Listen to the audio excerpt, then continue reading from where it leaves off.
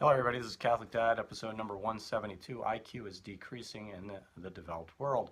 I've seen a couple newspaper articles recently that IQ is actually decreasing across the board in the developed world. And in the newspaper articles and whatever articles that I saw, they all made completely incorrect assumptions about, or maybe hypotheses about why IQ is decreasing.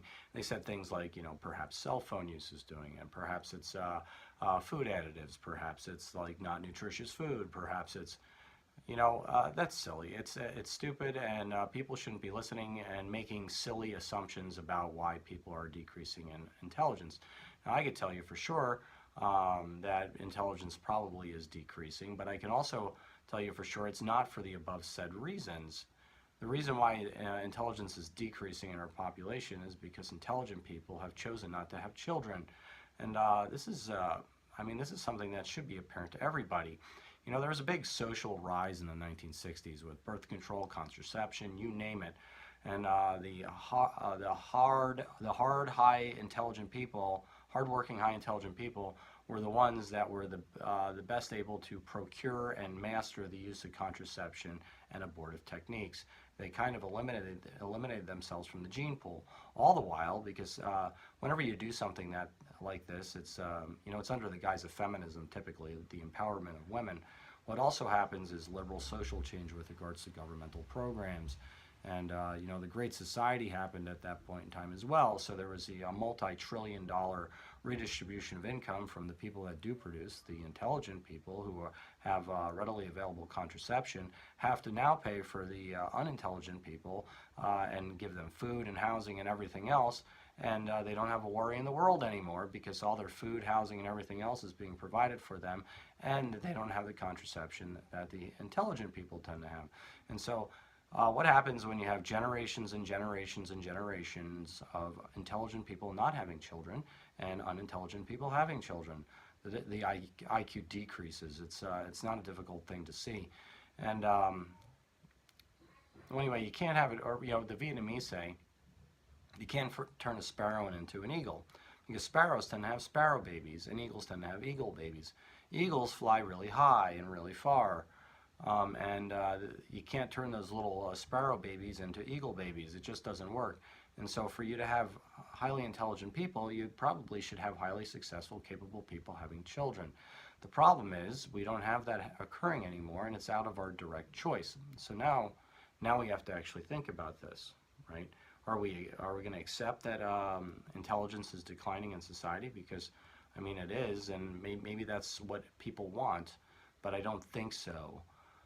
So if I make the hypothesis, intelligent people are having babies because of big social change in the 1960s and the move of feminism, then perhaps feminism isn't good for the overall health of a society. Because if you take your best and your brightest and you actually make them decide to eliminate themselves genetically from the gene pool, then perhaps that social change is something that's really bad. This is really interesting if you think about it. If you work on a farm, typically the most valuable animals on the farm are the female animals because they're the ones that are able to breed the young.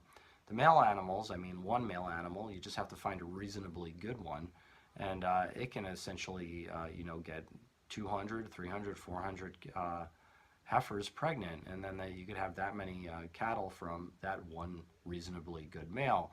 But for you to have a really good population, you actually have to have a lot of very good females having babies. In fact, this should be the feminist delight, because here's Catholic Dad admitting to you that if you want to have a very successful, healthy population, it's up to the women, because they're the ones that get to decide if we're going to have healthy, successful populations, because they are ultimately in charge of the gene pool.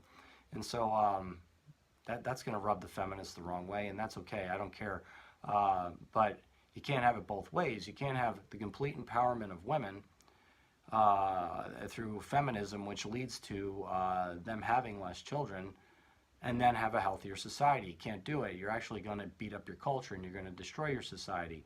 What you need are the highly successful, healthy, intelligent people having the children. If you do that, your society will move forward. You can build culture, and you can actually move forward in terms of development of technologies and you name it, so on and so forth. And so, and this is kind of not a warning to women. It's I guess encouragement to women. You know, a young woman out there. She's highly intelligent.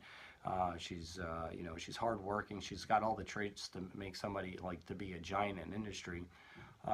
She may be able to do that, but at the end of the day, you can't hug your job and you can't hug your money, but you can hug your family and you can hug your kids. And in fact, by the way, I must say, like grinding it out at a job, right? And just your entire life and just fittering it away will never come close to moving the culture and moving the health of a nation, like literally having a nice family. Like if that's what all you did, if you had a nice family, you're still better than the CEO of you know, a Ford Motor Company or GM if they had no children. It's the people that actually go out there and they have the children. Those are the ones that are the future, and those are the ones that move society. So if you're highly intelligent and if you're hardworking, I would suggest think about having children, not think about how to get out of having children, because that's the way the culture is moving, by the way. The culture's saying, you know, oh, we're highly successful, we want to have all this money and so on and so forth. We want to be able to give all our kids everything that we never had. So we're only going to have like one or two of them, and then if we have that, then they're going to be perfect children. Well, guess what? They're not. They're not going to be perfect children. If you act like that, you're going to make them spoiled and entitled, and nobody's going to like them. And well, anyway, and then you're going to end up buying your kids' college admissions through some scandalous programs, you know. And that's for another video at a later date. So this is Catholic Dad making you think about it. Don't be liberal, meaning don't sit there and try to think redistributing a whole bunch of income down to the lower people. You know, the lesser wealthy people is necessarily a great idea for the health of a nation. And also, don't be liberal in terms of the complete empowerment of the upper echelon, where they're so smart they decide to weed themselves out of the gene pool. You know, this doesn't make sense. It's like it's so self-destructive, and people should be able to see this. I mean, it's readily apparent if you just sit there and think about it. There's a movie out there called Idiocracy. It's kind of funny. You should maybe check it out sometime, perhaps not with the kids because there's some crude jokes in it, but it's about essentially the mental dumbing down of generation after generation after generation. This is Catholic Dad making you think about it. Please like or subscribe. Get the Mass and pray the daily rosary. Live a sacramental life. God bless.